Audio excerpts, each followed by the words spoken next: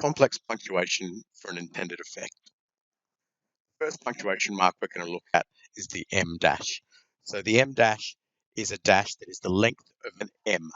There is also N dash, which is the length of an N, so shorter, and then a hyphen, which is shorter than the N dash still, but we're only going to be looking at the M dash today. So the M dash can be used to replace commas, parentheses or colons. Parentheses are another term for brackets. The M dash is more emphatic than the punctuation mark it replaces. So it is used if you want to draw more attention to the punctuation mark. We're going to look at an example from Roald Dahl's The Landlady, a short story, well worth a read. The story reads, far away in a back room he heard it ringing, and then at once, and here we see the M dash, it must have been at once because he hadn't even had time to take his finger from the doorbell, another M dash, the door swung open and a woman was standing there. So what we're seeing here is Roald Dahl's using the M dash to replace bracket and commas. So bracket and commas, bracket non-essential information, the sentence would still make sense without it. But in this case, it's not just non-essential information. He's actually breaking it to give us a look into the character's head. He's almost, the way he's talking, he's pausing the sentence. It's very emphatically, because now the person's wanting to draw attention to the fact how quickly the door was open. It must have been at once. He hadn't even had time to take his finger from the bell button, and then the sentence just continues. So without that part in there, it's read far away in a back room. He heard it ringing, and then at once the door swung open and a woman was standing there. So the M dash here is used very specifically to draw to break the flow of the story and give it a look into the head of one of the characters, and it's done in it creates more of a break in the mind of the reader than bracket and commas would. So let's have another look at the M dash. This one's from Nam Lee's The Boat. In a whisper, it's nothing. The wind, that's all. So here, what we're seeing, it's replacing a colon. Colons can be used where the second sentence elaborates on the first, and that's what we're seeing here. In fact, in Nam Lee's The Boat, he uses the colon quite often, where the second sentence elaborates on or strengthens the sentence that comes before it. So here it says someone's talking. They're concerned. They're in a boat. There's storms. And someone says it's nothing, and then they're reinforcing that it's nothing, and they're saying that sound, it's just the wind. That's all it is. Here, the M dash makes it a bit stronger, a bit more emphatic than the colon does, really drawing the reader's attention to the fact that they're trying to justify almost to themselves that there's nothing going on. There's nothing to really be worried about. So once again, the M dash is used as a more emphatic colon in this case. Okay, so I just described the colon before, so now let's see that as an example. So colons can be used between independent clauses when the second independent clause explains or illustrates the first clause. So it is very similar to a semicolon, which separates two independent clauses, which is closely related. But this one is specifically when the second independent clause explains or illustrates the first. So let's have another look at Namely and see how he uses it in another scenario. So here, it reads, they rang shallow against what she had just seen. And then we have the colon, those dense roaring slabs of water, sky churning overhead like a puddle being mucked with a stick.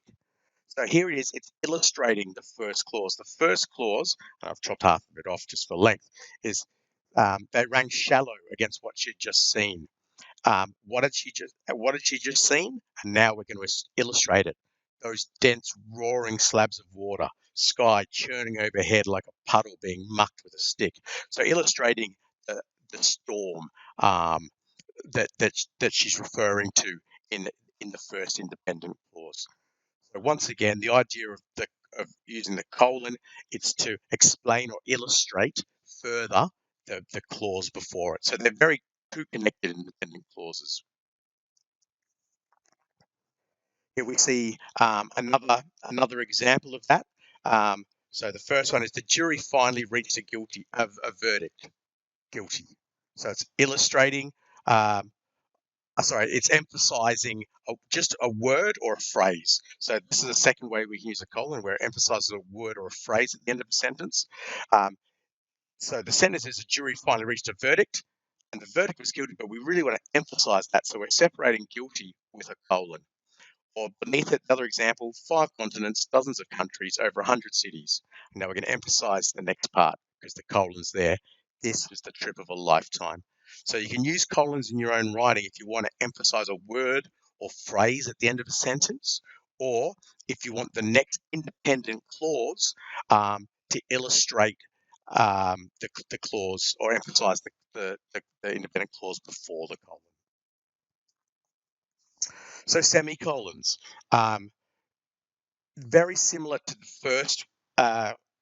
first use of the colon that we looked at. Here it's used to separate two independent clauses that are very closely related. It replaces the comma and the conjunction that we talked about in the comma video, if you've watched that. It replaces the comma and the conjunction or the full stop. They're the two ways that we can separate independent clauses: comma, conjunction, or a full stop. Make it into two sentences. And we can use a semicolon. What that does is it indicates to the reader that the sentences have some sort of connection, somehow linked. So once again, let's look at Roald Dahl's The Landlady and look at an example of that. It says, "But I think he was a trifle shorter than you are," semicolon. In fact, I'm sure he was. And his teeth weren't quite so white. So here we have two independent clauses. They have a subject and a predicate. Um, but they're linked. The first bit is the creepy old landlady talking about comparing Billy to one of the earlier um, boys that she's murdered and stuffed. And so she's comparing his height.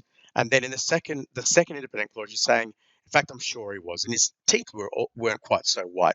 So they're both comparisons about Billy to this other boy, and so they're very closely linked. So that's why Roald Dahl is using a semicolon to just draw the attention that those two clauses are very, very closely linked. Parentheses or brackets are used to provide additional information. So much like the bracket and commas, if you've watched the comma video. So this may be a single word, phrase, sentence, or even multiple sentences. Now, the information, just like bracket and commas, the information within the parenthesis or the brackets must not be grammatically integral to the sentence. It has to almost be have no relevance to the sentence. I should be able to take it away and it still works, just like bracket and commas. Now, to emphasize this, I've done a correct and an incorrect one. So the correct one is: the Prime Minister and his assistant travelled by jet. Now, that is correct. We can take it away and the sentence still works. The Prime Minister travelled by jet. Now, let's look at if something's done incorrectly. The Prime Minister and his assistant were expected to arrive by 10 a.m. Now, if we take away "and his assistant," it reads, the Prime Minister were expected to arrive by 10 a.m.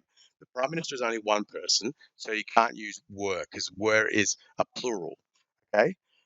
Was is what we would use. So if we change the Prime Minister and his assistant was expected to arrive by 10 a.m., we can take away "and his assistant" and make more sense, but it still sounds a bit clunky. I'll probably reword that whole sentence.